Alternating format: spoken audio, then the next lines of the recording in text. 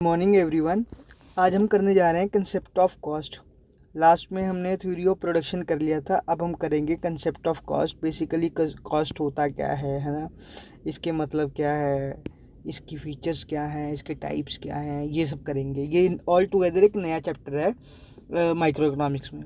ठीक है, तो let's begin with the introduction. The level of production can be raised bye employing factor and non factor input. जो production होती है उसको अगर बढ़ाना है, उसके लेवल को बढ़ाना है, तो हम कुछ फैक्टर प्लस कुछ नॉन फैक्टर इनपुट्स की मदद से उसको बढ़ा सकते हैं।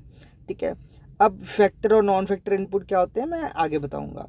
ठीक है, the expenses incurred on hiring और बाइंग दीज इनपुट्स। जो भी खर्चा होता है इन फैक्टर्स को बाई करने के लिए, फैक्टर इनपुट या नॉन फैक्टर इनपुट को बाई करने के लिए, या किसी भी काम को करने के लिए जो खर्चा आता है उसे हम कहते हैं कॉस्ट।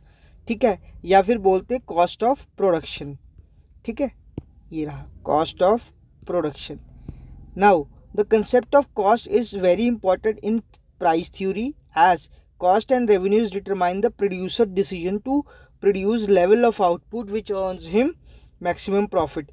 अब जो कॉस्ट होता है ना, वो बहुत इंपॉर्टेंट कंसेप्ट है, क्योंकि कॉस्ट ही डिसाइड करेगा कि कितना प्रोड्यूसर अपने प्रोडक्शन को किस लेवल तक ले जा सकता है, किस लेवल तक वो लेके जाएगा, या कितना कॉस्ट वो लगाएगा ताकि उसका जो प्रॉफिट है वो मैक्सिमम हो सके।